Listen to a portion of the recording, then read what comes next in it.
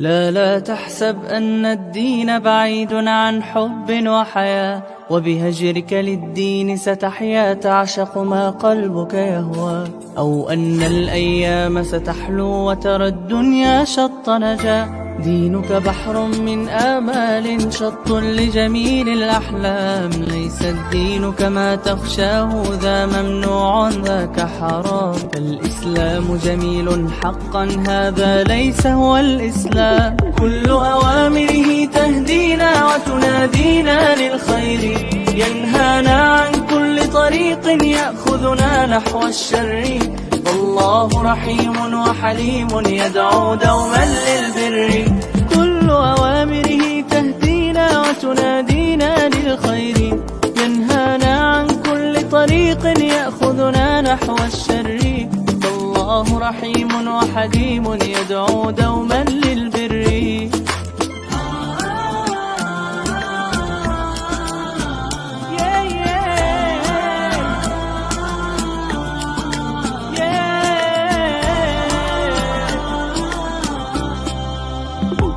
الدين صلاة وصيام وكذلك فرح وسرور، والمتدين من تلقاه مبتسما حلوا كالنور، يسعى ليعمر دنياه وهو رقيق الطبع صبور. الإسلام سلام فينا يزرع فينا حب الناس، الإسلام سفينة حب يدفعها أجمل إحساس. ما أحلى الدنيا لو عشنا وجعلنا الإسلام أساس، كل أوامره تهدينا وتنادينا للخير، ينهانا عن كل طريق يأخذنا نحو الشر. والله رحيم وحليم يدعو دوما للبر، كل أوامره تهدينا وتنادينا للخير، ينهانا عن كل طريق يأخذنا نحو الشر. فالله رحيم وحليم يدعو دوما للبر.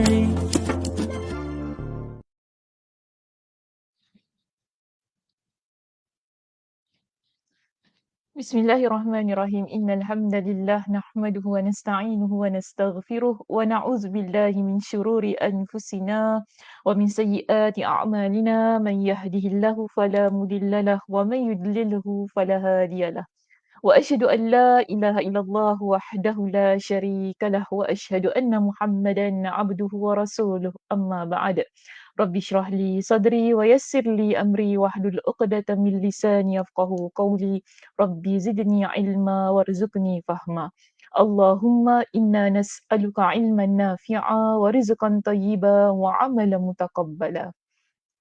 Assalamualaikum warahmatullahi wabarakatuh. Apa khabar jemaah muslimah kita di ruangan Facebook Masjid Kampung Siglap pada pagi ini?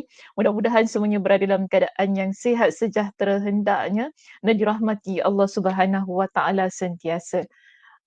Pagi ni macam tak ramai ya saya masuk lambat juga ni. Mana pergi semuanya? Baru keluar komen-komen. Okay, pertama kita ada siapa di situ? Kita ada Aliza Aziz yang memberi salam kepada kita.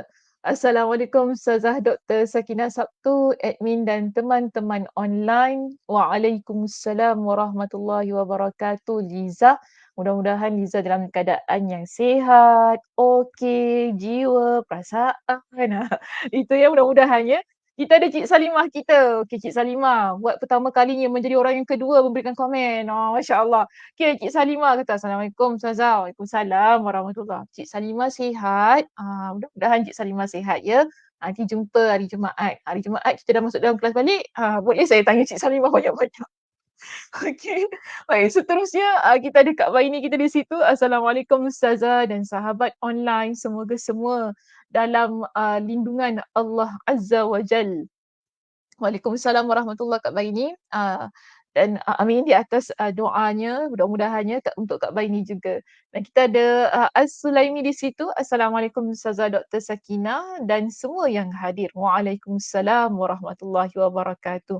Terima kasih As kerana bersama dengan kami pagi ini. Pagi ni macam ramai ya, tak ada penduduk tetap. Mana penduduk tetap? Okeylah, tadi dah ada yang kata tak sempat datang. Kak Zah belum balik Kak Zah? Lama Kak Zah cuti ya? Orang dah start kerja dah Kak Zah. Dia tak balik-balik lagi. Okay, kita ada Siti Aisyah di situ. Assalamualaikum Ustazah dan semua yang hadir. Waalaikumsalam warahmatullahi. Oh, Kak Aisyah. Baru nak tanya Kak Aisyah mana. Tiba-tiba dia pun keluar. Kak Aisyah Taha kita. Assalamualaikum Ustazah dan semua jemaah sekalian. Waalaikumsalam warahmatullahi. Alhamdulillah untuk pagi ini. Thank you so much admin for this FB Live. Okay, betul. Terima kasih kepada admin kita yang bersengkang mata je. Dia di belakang tabir ya, menunggu saya daripada tadi. Okey. Baik, pagi ni kita nak mulakan pengajian di muka surat berapa? Boleh letakkan di ruangan komen. Jadi admin saya dapat paparkan jawapan anda di situ. Silakan.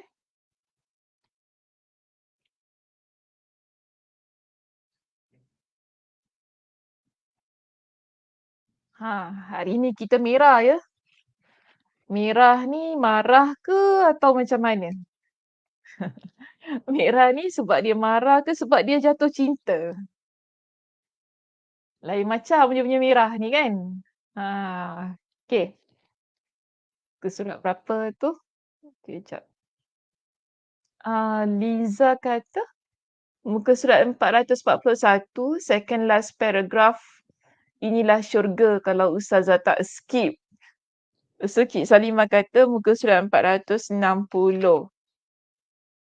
Kak Aisyah muka surat apa Kak Aisyah? Kak Aisyah Taha kita. Kak Aisyah muka surat apa Kak Aisyah?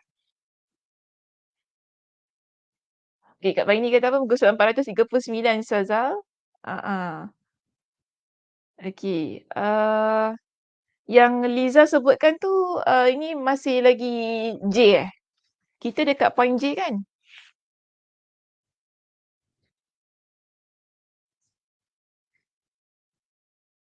Panjang point J ni. Okey, tak apa, tak apa. Tak pasti Kak Aisyah tak pasti. Okey, tak apa, tak apa. Saya pagi ni, saya nak masuk pada point kita yang baru. Point J tu, okey, yes, point J Liza kata. Tak apa Liza, kita tinggalkan point J tu yang belakang tu ulang-ulang banyak kali kan. Ustazah, macam biasalah Ustazah ni kalau pengarang kitab ni asyik ulang-ulang. Jadi Ustazah pun rasanya better kita skip sebab nanti kalau cakap pun cakap benda yang sama. So kita akan masuk pada point kita yang baru pagi ini. Kita masuk point kita K. Okay. Point K. Bertajuk cinta memiliki pelbagai macam tingkatan. Dan saya rasa point K ni kita dah pernah bincangkan banyak kali juga di tempat ataupun di sesi-sesi yang lain dalam kitab ini. Cuma mungkin dah agak begitu jauh. So pengarang dia mengupas kembali, namun bagi saya dia macam touch and go je lah. Macam gitu. Untuk mengingatkan kembali kepada kita tentang tingkatan cinta yang pelbagai macam. Tetapi dalam perbincangan ini, pengarang dia lebih memfokuskan kepada dua bentuk cinta yang nantilah akan kita bincangkan bersama. Baik, untuk poin kita K di sini memiliki pelbagai macam tingkatan. Untuk kitab saya, kita berada di muka surat 462. Kalau yang lain muka surat berapa? Okey, Liza kata 444. Cantik nombornya 444. Okey. So kita berada di muka surat 444 bagi mereka yang tidak memiliki cetakan kitab yang sama sebagaimana Ustazah. Dan saya yakin Cik Salimah Cik Salimah boleh buka muka surat 462 sebab muka surat Cik Salimah biasanya sama dengan saya. Tapi kebiasaannya majoriti di kalangan jemaah kita akan memiliki cetakan yang sama sebagaimana Puan Aliza Aziz di situ. Jadi boleh buka poin K muka surat 444. Kalau tak jumpa juga, lihat sajalah, cari poin K bertajuk cinta memiliki pelbagai macam tingkatan. Baik, di perenggan kita yang pertama di sini, Imam Ibn Qayyim Al-Jauziyah dia menyebutkan ataupun dia mengingatkan tentang cinta ini mengandungi pelbagai macam tingkatan. Okey, cinta mengandungi pelbagai macam tingkatan. baik dari segi ukuran mahupun sifatnya. Ukuran kita ni susah nak ukur cinta tau. Mana cinta ni kita ni tahap banyaknya bagaimana kan memang sukar untuk kita ukur. Tetapi bagi saya ukuran ini dan sifat dia boleh disatukan yang mana kita kata cinta itu dia sedalam mana. Dia itu sehebat mana. Ini semua sifat. Jadi kalau kita nak ukur tentang cinta itu kita lihat kepada sifatnya. Cinta yang mendalam, cinta yang mengurang kan, cinta yang sudah terhakis, ni semua kita panggil ia sebagai sifat. Kerana cinta tu tak boleh nak diukur daripada sudut bilangannya. Namun kalau kita kata ukuran dan sifat, kita boleh kata bahawa cinta itu memiliki sifatnya yang tersendiri yang kalau sekiranya disebutkan sedalam mana ataupun sedikit mana, setipis mana, hal itu boleh juga dipanggil sebagai ukuran pada cinta yang ada dalam diri seseorang. Baik, maka sebab tu dia kata begini, maka kebanyakan yang disebutkan di dalamnya tu maksudnya di dalam cinta ataupun isu-isu yang berkaitan dengan cinta ini. Sebentar ya, saya ni lupa nak tukar slide saya. Cakap-cakap lupa tukar slide okey. Cinta yang ada, kebanyakan yang disebutkan di dalam cinta itu ialah berkaitan dengan hak Allah. Bila kita belajar tentang kitab Ad-Da'wah Ad-Dawa ini, walaupun ianya membincangkan tentang cinta, tingkatan-tingkatan cinta, daripada awal lagi dimaklumkan kepada kita bahawa cinta yang dibahaskan, yang dibincangkan ialah tentang cinta kita terhadap Allah Subhanahu Wa Taala. Itulah yang menjadi topik perbincangan kita daripada awal hinggalah ke hari ini tentang bab cinta ini. Jadi dia kata begini, cinta pada Allah ini ialah satu bentuk pengabdian yang khusus bagi Allah. Dia tidak ada pada makhluk. Tetapi kita dengan Tuhan, iaitu kita dengan Allah Subhanahu Wa Taala yang menciptakan diri kita.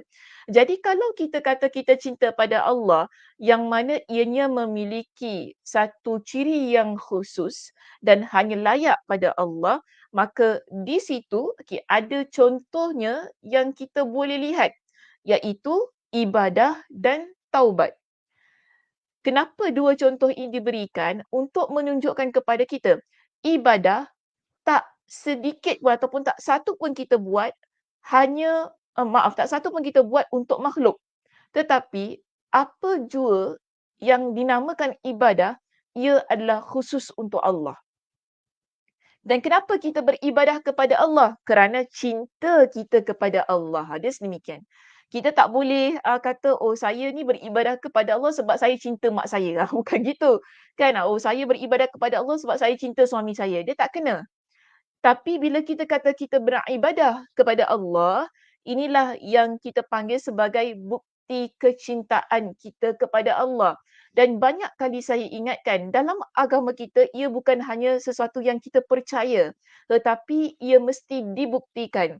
Kita ada rukun iman. Rukun iman ni apa yang kita percaya dalam hati kita. Beriman kepada Allah, beriman kepada para rasul, beriman kepada kitab-kitab Allah, beriman kepada para malaikat, hari kiamat, qada dan qadar. Ini bermakna kepercayaan yang ada dalam hati kita.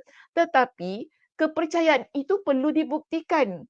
Kita tak boleh hanya sekadar percaya-percaya sahaja. Tetapi bagaimana kita buktikan ia menerusi ibadah kita. Inilah bentuk cinta yang kita usaha untuk buktikan. Kerana mereka yang beriman kepada Allah, dia mesti ada cintanya pada Allah. Okey, kalau awak kata awak cinta pada Allah, apa yang awak buat? Saya solat, saya puasa, saya taat pada perintah Allah, saya tinggalkan segala larangan Allah. Dia begitu keadaannya.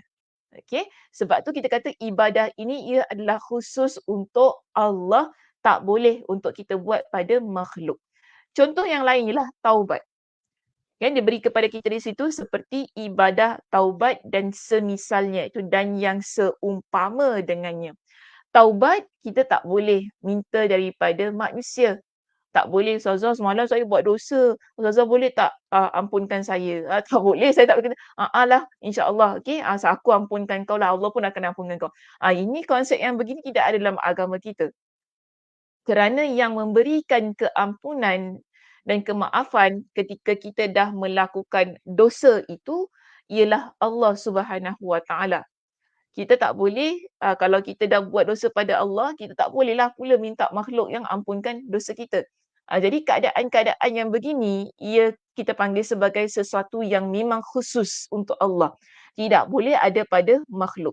Jadi ia adalah hak yang berkaitan dengan hak Allah yang memiliki kecintaan tersebut. Dan dikatakan begini ya, sebab ibadah dan taubat itu dianggap tidak benar kecuali untuknya semata. Jadi ibadah yang kita buat ini dan juga taubat kita, dia tak boleh kalau kita lakukan untuk yang lain, kerana apa? Ia hanya untuk Allah Subhanahu Wa Taala semata-mata. Dan hal ini ada juga disebutkanlah di dalam hadis-hadis Nabi sallallahu alaihi wasallam.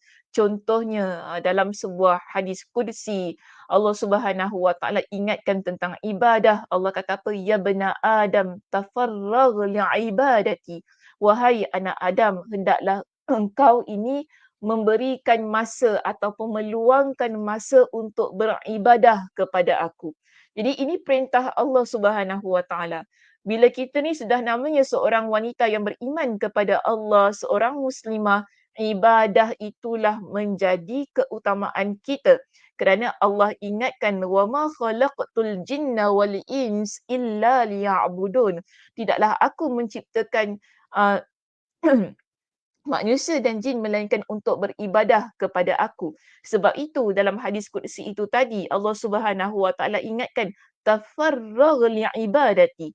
Hendaklah kamu meluangkan masa untuk beribadah kepada aku. Amla'u amla'u sadr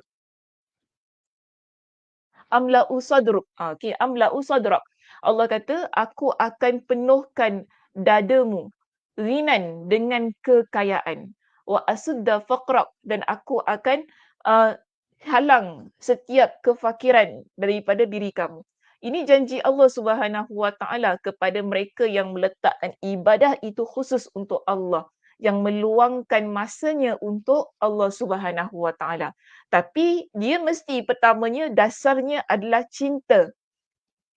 Kita beribadah dasarnya adalah betul kita kata dasarnya adalah iman, takwa kan? Tapi yang memudahkan lagi apa yang kita buat itu ialah cinta. Setiap perkara yang kita buat dengan adanya rasa cinta, rasa suka, ini akan jadi mudah. Bayangkan kalau kita buat sesuatu tanpa ada rasa cinta, ianya akan menghasilkan keadaan-keadaan yang tidak menyenangkan, biasanya begitu. Ataupun bila kita buat kerana keterpaksaan. Tak nak buat lah, tapi kena buat juga. Alahai, kalau guna bahasa kita, kita kata apa? Bercinta. Okey, aku bercinta betul lah nak pergi sana. Bercinta betul lah nak buat ni. Bercinta betul lah nak masak. Keadaan-keadaan sedemikian, contoh, kalau kita ni memang tak suka masak, tapi kita masak juga kan dalam keadaan yang bercinta tu, saya rasa masakan tu taklah menjadi sangat. Dia tak ada rasa kasih sayang masak tu kan. Tak ada rasa cinta dalam masakan tersebut. Dia macam okeylah, yang penting jadi, yang penting ada, yang penting tersedia sedemikian. Jadi dalam keadaan-keadaan begini, beribadah tu lebih-lebih lagi untuk kita datangkan, hadirkan rasa cinta kita kepada Allah Subhanahu Wa Taala. Jadi bila kita solat contohnya, ada rasa cinta kepada Allah, solat itu adalah solat yang terbaik kita buat.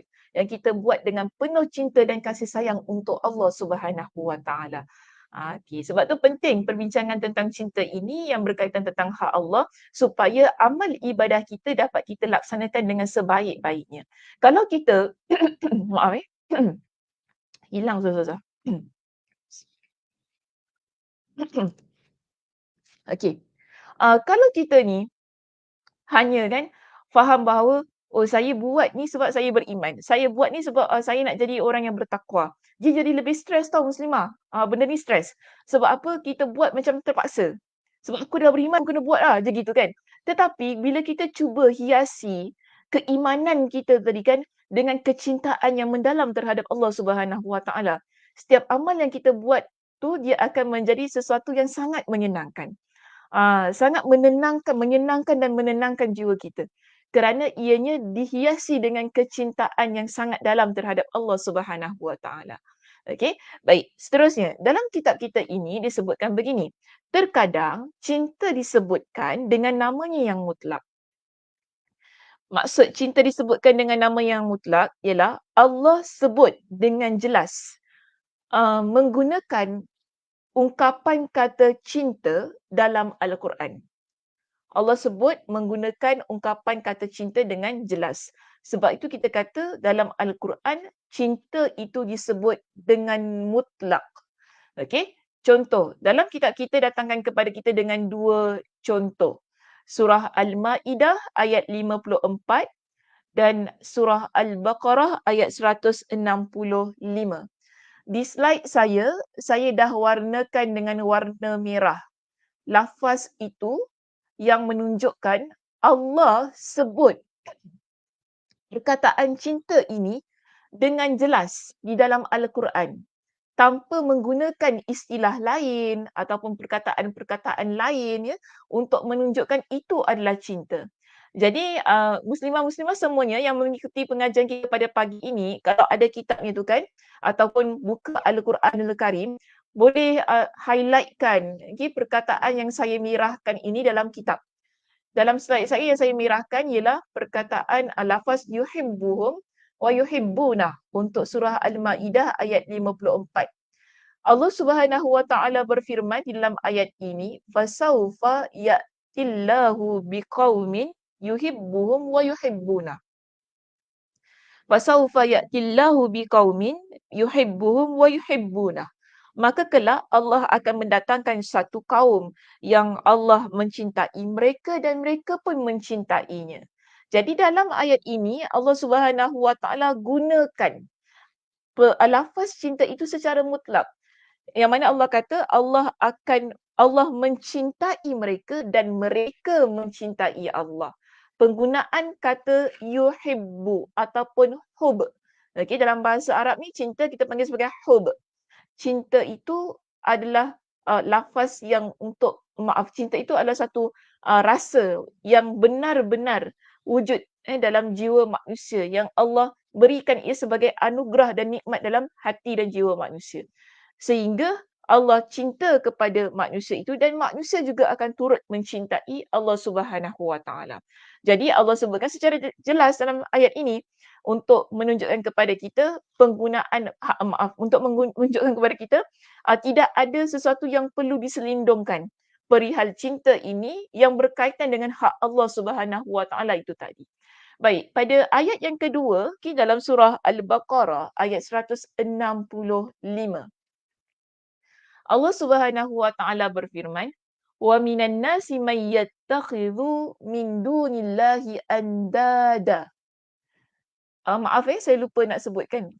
Dalam surah Al-Ma'idah ayat 54 itu adalah cinta yang Allah redha. Cinta yang benar, cinta yang berkaitan dengan hak Allah yang mendapat keredaan Allah. Sebab apa? Allah cinta mereka dan mereka cinta kepada Allah. Okey?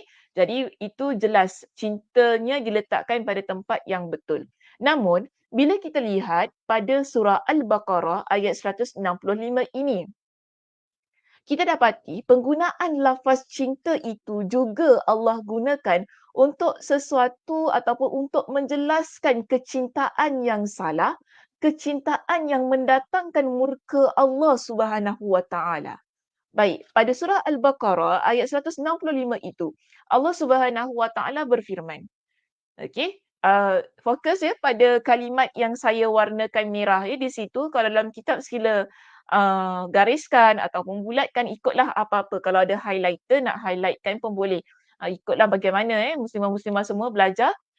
Setiap orang ada cara kaedah masing-masing lah untuk faham. Cuma di sini yang boleh saya nak tekankan ialah cuba highlightkan ataupun bulatkan kalimat-kalimat berikut. Dalam ayat ini Allah kata apa? Wa minan nasi may yattakhidhu min dunillahi andada. Dan di antara manusia ada orang-orang yang menyembah tandingan-tandingan selain Allah. Ini bermakna orang itu dia mensyirikkan Allah Subhanahu Wa Taala. Okey? Orang itu dia mensyirikkan Allah Subhanahu Wa Taala. Manusia-manusia ini dia mensyirikkan Allah Subhanahu Wa Taala kerana mendatangkan tandingan selain Allah Subhanahu Wa Taala ataupun untuk Allah Subhanahu Wa Taala. Sehingga Allah kata yuhibbunahum kahubbillah. Mereka itu mencintai perkara yang mereka syirikkan itu sama sebagaimana mereka mencintai Allah.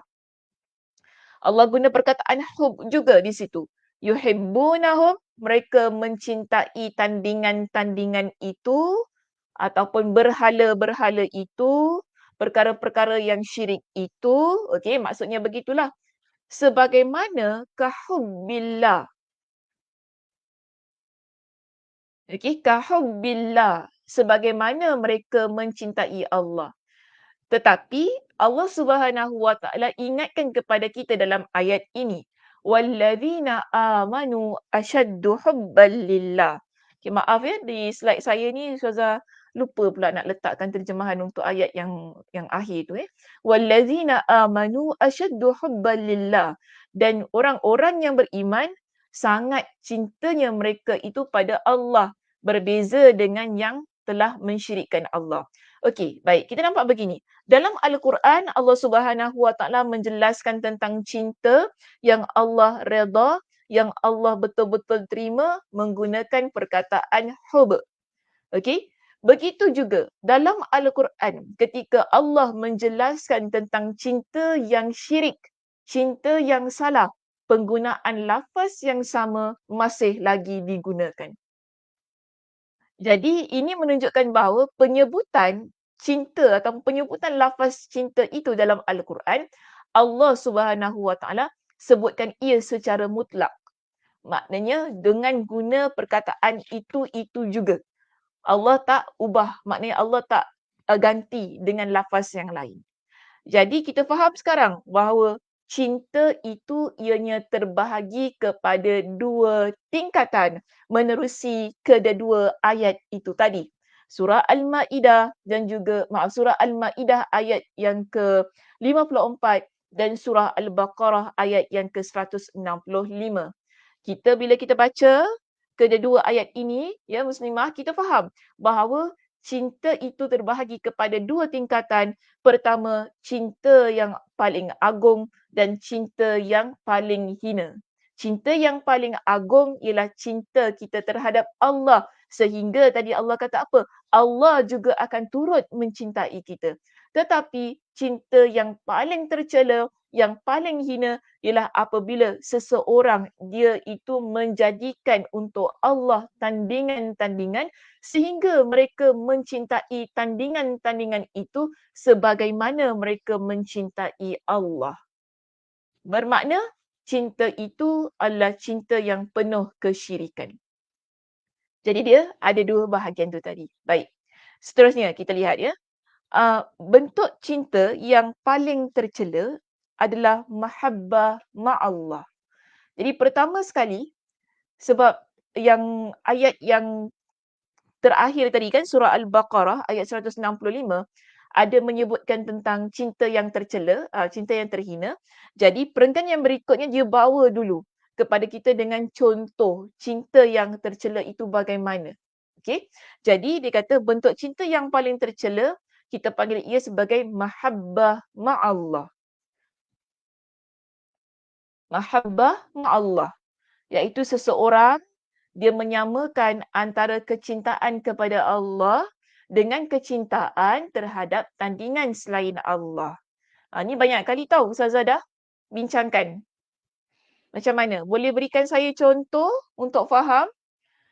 Sebab dah banyak kali dah Ustazah sebutkan tentang hal ini. Nak tengok faham ke tidak? Macam mana Cik Salimah? Faham tak mahabbah ma'allah itu tadi? Kita dah jelaskan juga dengan maksudnya di situ ya. Iaitu seseorang yang menyamakan mana tadi? Antara kecintaan kepada Allah dengan kecintaan terhadap tandingan selain Allah. Jadi macam mana?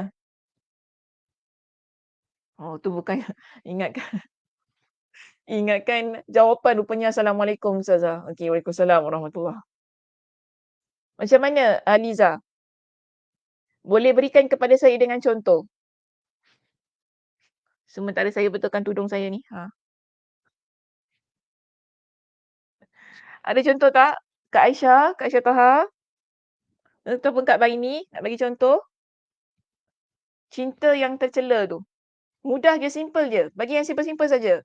Tak perlu fikir deep-deep sangat je, deep-deep sangat. Yang simple-simple je.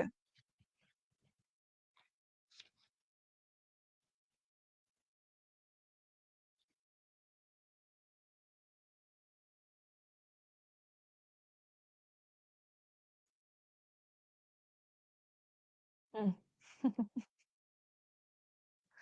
Sunyi sepi, krik krik krik krik krik. Macam gitu bunyi dia. Ini kalau dalam kelas kena dah. Sepi, sunyi sepi. Mana? Tak ada nak mulayan ya soalan tu. Aduh, sial Ustazah. Tak ada nak mulayan soalan tu. Okey, macam mana?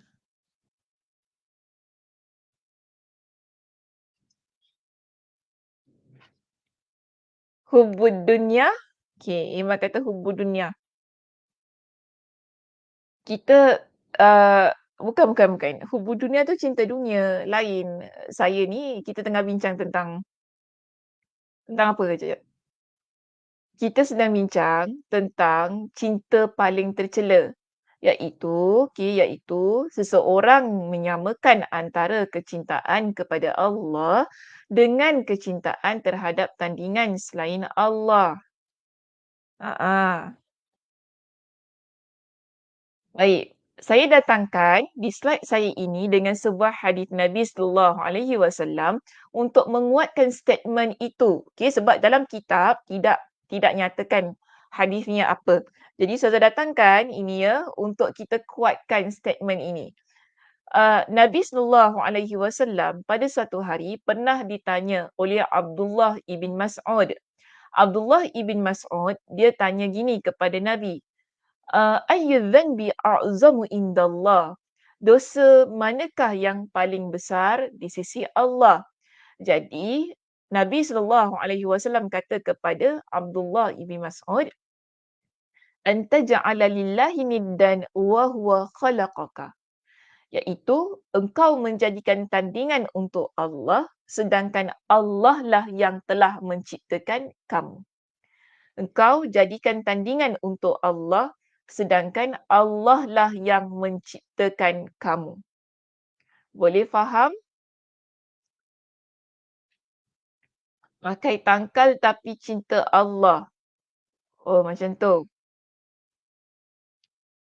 Macam solat puasa semua dibuat tapi seseorang tu bila dia dengki ke apa dia buat, guna-guna untuk orang yang dia tak suka. Kirakan syirik terhadap Allah. Okey. Macam tu pula. Mm-mm.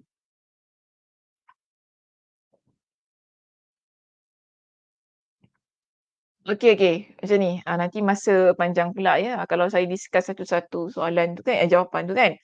Baik. Dia macam ni. Kita nampak gini. Bila Abdullah ibn Mas'ud radhiyallahu an, dia tanya kepada Nabi sallallahu alaihi wasallam tentang dosa yang paling besar itu tadi. Nabi sallallahu alaihi wasallam beritahu kepada dia, anta ja'ala lillahi niddan. Engkau menjadikan untuk Allah itu tandingan. Sedangkan engkau ni tahu Allah yang ciptakan diri engkau. Kita ni sekarang kita tahu Allah yang menciptakan diri kita. Allah yang beri rezeki pada kita. Allah lah yang memberikan segala-galanya dalam hidup kita. Tanpa Allah Subhanahu Wa Taala kita ni memang bukanlah siapa-siapa di atas muka bumi ini. Kan setiap sesuatu yang ada pada diri kita ialah daripada Allah, daripada hujung rambut hinggalah ke hujung kaki kita.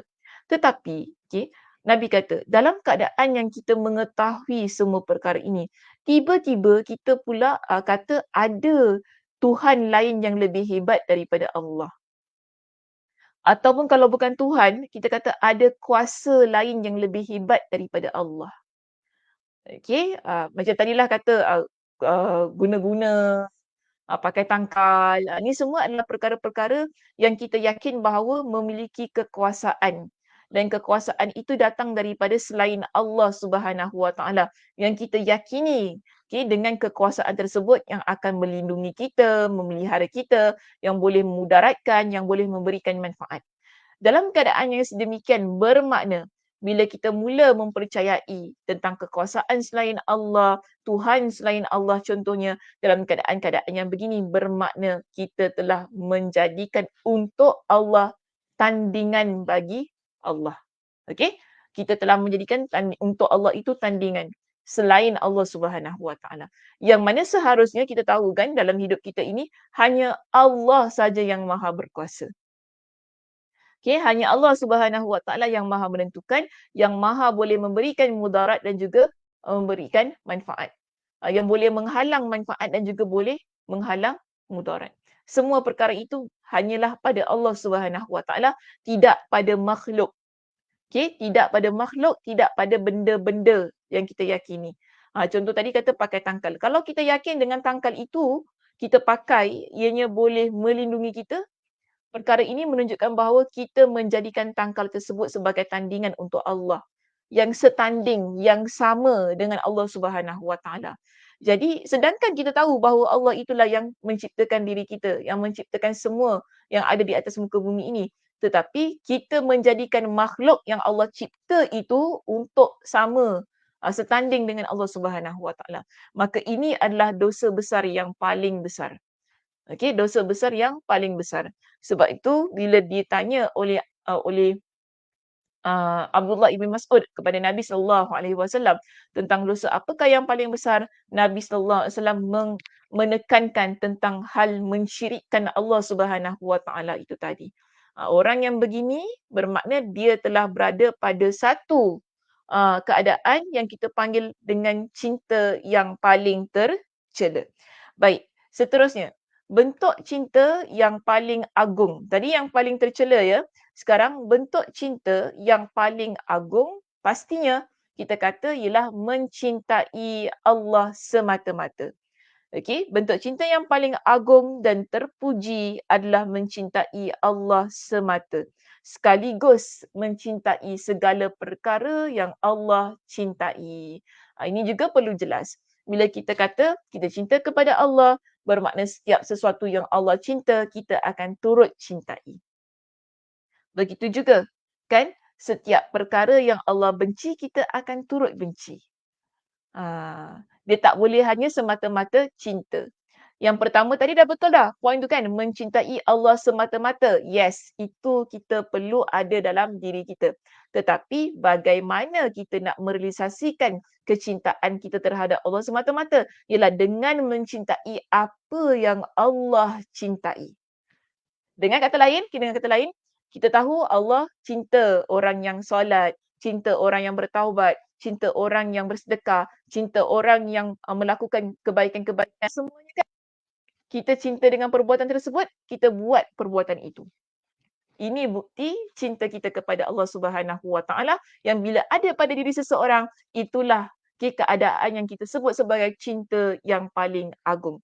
Baik, seterusnya dia ingatkan kepada kita begini, kecintaan ini, kecintaan yang ada dua ciri itu tadi ya, mencintai Allah Subhanahu Wa Taala semata dan mencintai apa yang Allah Subhanahu Wa Taala cinta.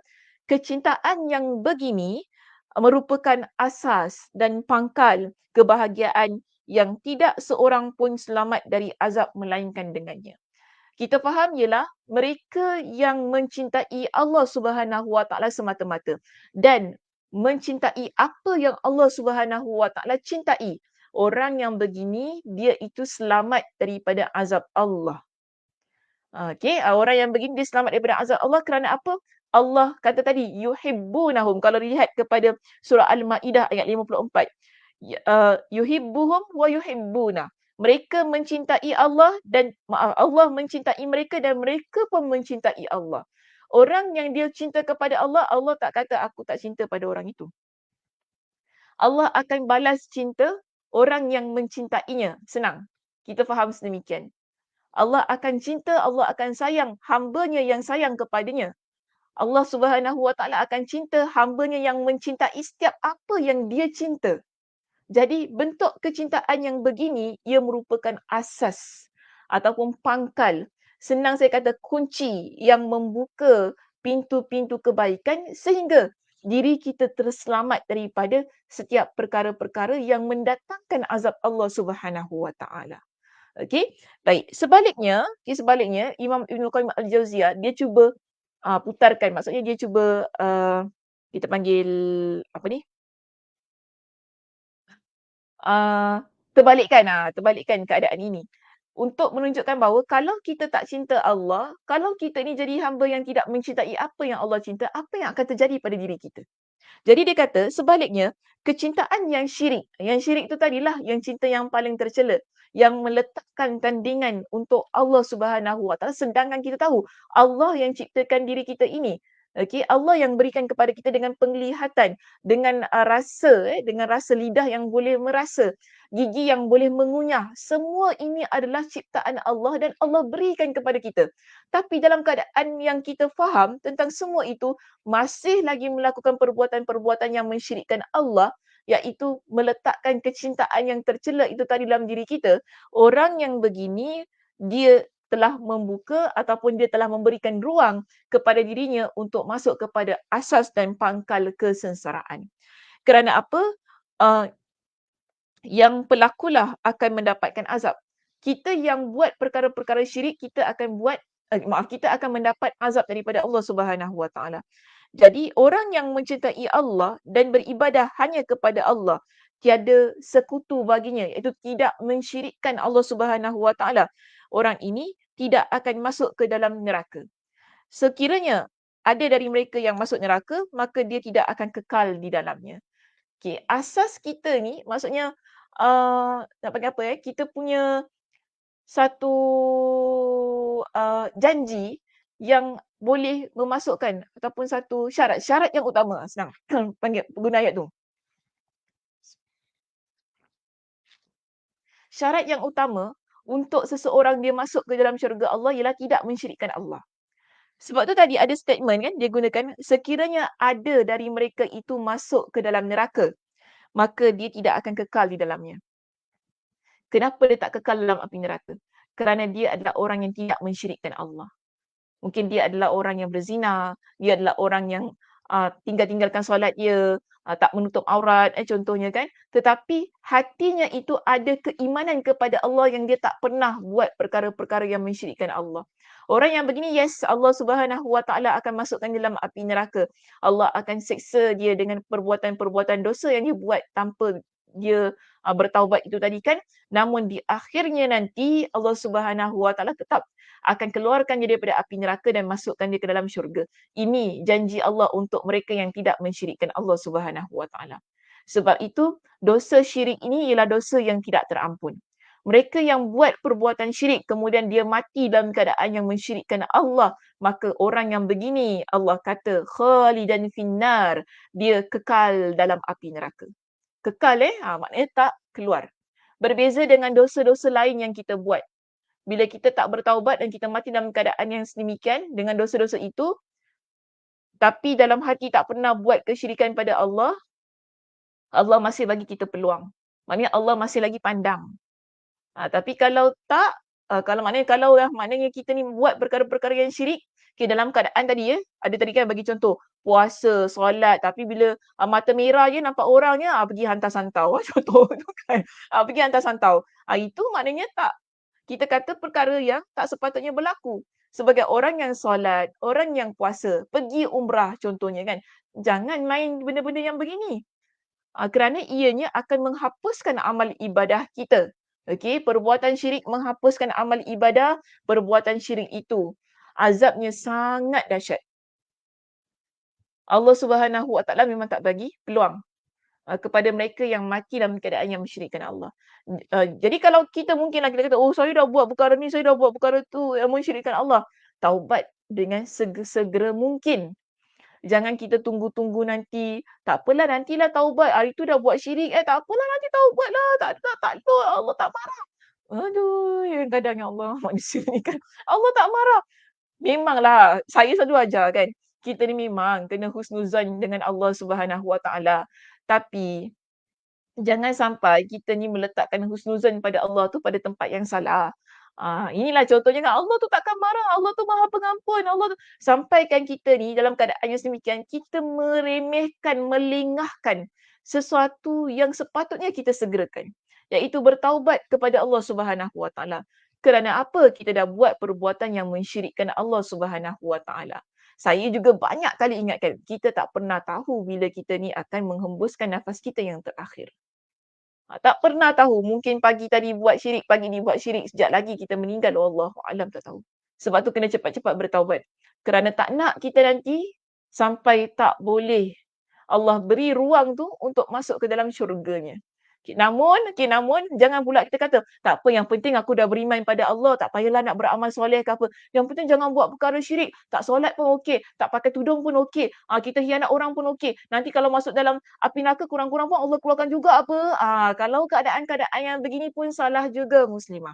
Kita dah pernah bincangkan tentang hal ini dengan panjang lebar di bab yang pertama dalam kitab Ad-Da'wa kalau masih ingat lagi lah. Kalau masih ingat lagi kan? Bab pertama tahun bila tu? Tahun bila? Tahun Covid Ustazah. Tahun Covid. Sekarang ni Covid dah dah selesai dah Ustazah. Kalau ingat semula kita pernah bincangkan dengan panjang lebar tentang orang yang mana dia rasa tak apalah kalau saya buat dosa pun nanti kalau masuk neraka pun nanti keluar juga apa Allah masukkan dalam syurga. Perspektif yang begini perlu dihapuskan. Sebab apa? Kita kalau boleh nak masuk syurga terus. Kan terus. Tak naklah ada RNR. Tu kan. Ada RNR singgah sana singgah sini. Kita nak terus masuk dalam syurga Allah Subhanahu Wa Taala. Tapi kalau dah singgah-singgah ni, kualitinya tak ada lah. Maaf cakap je, kualitinya tak ada. Tapi tak apa, masuk dalam syurga Allah juga. Cuma nak kena seksa, siapa boleh tahan seksa api neraka itu? Ingat Nabi SAW ingatkan kepada kita. Nabi beritahu seksa api neraka yang paling ringan ialah apabila seseorang itu dipakaikan dengan sepatu yang diperbuat daripada api neraka. Dengan sepatu itu sahaja dia pakai, sudah membuatkan otaknya menggelegak. Cair menggelegak. Okay. So, kita masih lagi bercita-cita ke nak masuk neraka dulu baru masuk syurga? Kalau masih lagi ada cita-cita yang begitu, saya tak tahu nak kata macam mana. Tak tahu nak kata apalah. Itu masing-masing lah ya, masing-masing. Dosa masing-masing, jaga diri masing-masing. Yang penting, jauhi perbuatan-perbuatan yang mensyirikkan Allah Subhanahu Wa Taala.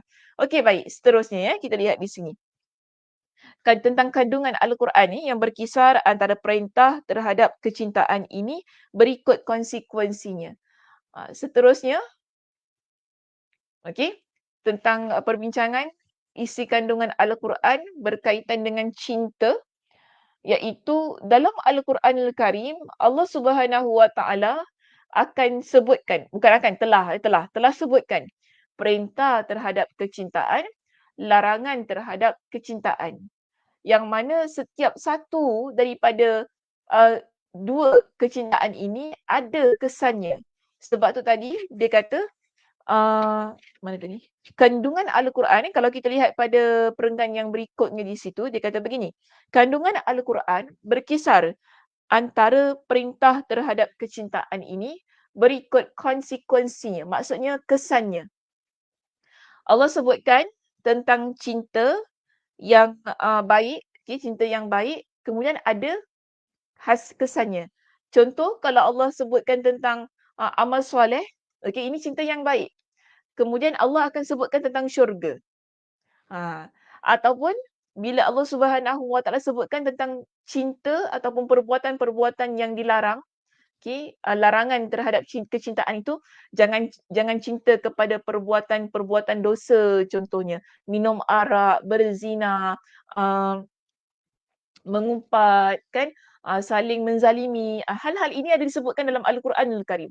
Kalau ini merupakan larangan Allah Subhanahu Wa Taala yang mana manusia cinta kepada perbuatan-perbuatan tersebut. Biasanya Allah Subhanahu Wa Taala akan sebutkan apakah kesannya bila kalian cinta kepada larangan-larangan itu, iaitu azab api neraka, tentang amalan yang terhapus, kan, tentang hal-hal yang akan dikenakan terhadap orang-orang yang begini, yang melakukan perbuatan-perbuatan dosa, perbuatan-perbuatan yang cinta terhadap maksiat itu. Jadi, dengan semua hal itu, Al-Quran juga, dalam Al-Quran menyebutkan sekaligus tentang contohnya, okey, tentang analogi, kisah, rincian amal tentang para wali dan sembahan bagi dua kecintaan itu. Jadi dua kecintaan ini maksudnya lah cinta yang agung dan cinta yang tercela. Yang mana merupakan, kalau cinta yang agung kita kata itulah perintah Allah, tapi kalau cinta tercela itulah larangan Allah tentang kecintaan. Jadi bila Allah discuss, Allah bincangkan tentang kedua-dua bentuk cinta ini, pasti di situ ada kesan yang Allah sebutkan. Ada contoh, ada analogi, ada rincian tentang amal apakah itu. Kemudian Allah akan sebutkan tentang mereka yang digolongkan, contohnya di kalangan para wali yang tergolong pada cinta-cinta yang agung tersebut. Jadi keadaan-keadaan ini berlaku dalam Al-Quran Al-Karim. Bila kita banyak membaca Al-Quran, kita akan lebih terdedah kepada konsekuensi-konsekuensi kedua-dua cinta itu tadi, sehingga kalau kita ni orang yang beriman kepada Allah, bertambah-tambah keimanan kita dan kita akan berusaha untuk melaksanakan bentuk cinta yang paling agung sehingga menjadikan kita seorang muslimah yang meninggalkan bentuk cinta yang paling tercela itu tadi. Jadi dalam hal ini juga dia kata Al-Quran menyebutkan perbuatannya terhadap dua bentuk cinta tersebut serta kondisi keduanya, iaitu dalam Al-Quran bukan sahaja sebut tentang contoh, analogi, tentang balasan kan, tetapi dalam Al-Quran juga membincangkan tentang apakah yang akan Allah Subhanahu Wa Taala lakukan, tindakan yang akan diambil. Ini kita panggil sebagai ganjaran dan balasan. Mereka yang dia duduk pada kecintaan yang diperintahkan oleh Allah itu tadi, iaitu amal-amal soleh, maka Allah akan berikan ganjaran yang baik bagi diri mereka. Sebaliknya, mereka yang masuk ataupun mereka yang sengaja melakukan perbuatan-perbuatan cinta yang terlarang ataupun cinta yang paling tercela, maka Allah pasti akan balas dengan sesuatu yang dahsyat berupa azab dari Allah Subhanahu Wa Taala. Dan dalam Al-Quran Al-Karim juga tidak mengenepikan tentang 3 alam. Maksudnya Allah beritahu kepada kita, kalau kita buat perkara cinta yang mendatangkan keredaan Allah itu, orang ini akan mendapat kebahagiaan di alam dunia, alam barzakh dan alam akhirat. Ketiga-tiga alam ini Allah Subhanahu Wa Taala janji dengan kebahagiaan. Tetapi kalau kita melakukan perbuatan-perbuatan cinta yang Allah larang itu tadi, Allah juga janjikan kesengsaraan. Kondisi bagaimana situasi, mana Allah beritahu bagaimana keadaan kamu nanti di dunia, di alam barzakh dan juga di akhirat. Jadi perenggan ini beritahukan kepada kita Al-Quranul Karim dah jelaskan kepada kita tentang kedua-dua bentuk cinta itu sebenarnya secara terperinci. Kalau baca Al-Quran maknanya tahulah. Kalau masalahnya kita ni jarang, nak cakap tak baca nanti orang marah. Okay. Jarang baca Quran. Bila kita jarang baca Quran rasa macam tak tahulah, tak ada pun, mana ada. Macam itu keadaannya kan. Tapi bila kita ni sentiasa baca Al-Quran, itulah tadi yang saya kata.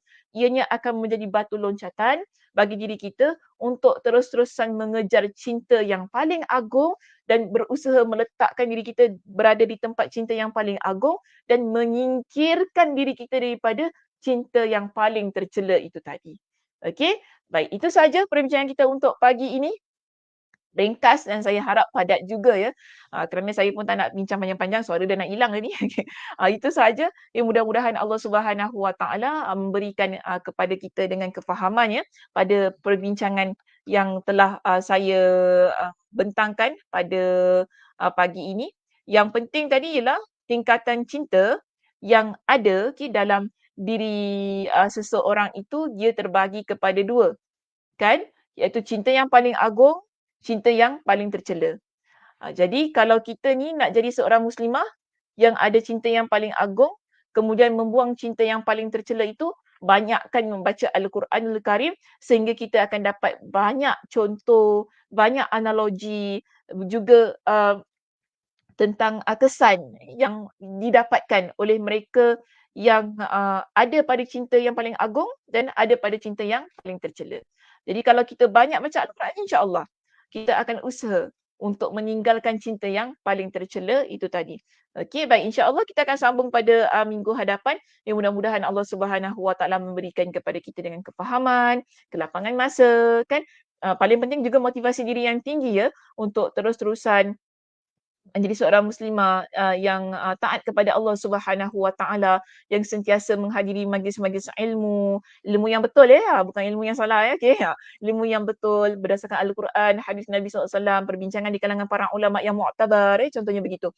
Dan akhirnya menjadikan kita seorang muslimah yang dapat beramal ibadah dengan sebaik-baiknya untuk Allah Subhanahu Wa Taala, sehingga Allah Subhanahu Wa Taala memberikan ganjaran-ganjaran yang terbaik bagi diri kita. Okey muslimah, itu sahaja perbincangan kita untuk pagi ini. Terima kasih di atas perhatiannya. Saya tutup dengan tasbih kafarah. Subhanakallahumma wa bihamdika asyhadu an la ilaha illa anta astaghfiruka wa atubu ilaik. Assalamualaikum warahmatullahi wabarakatuh.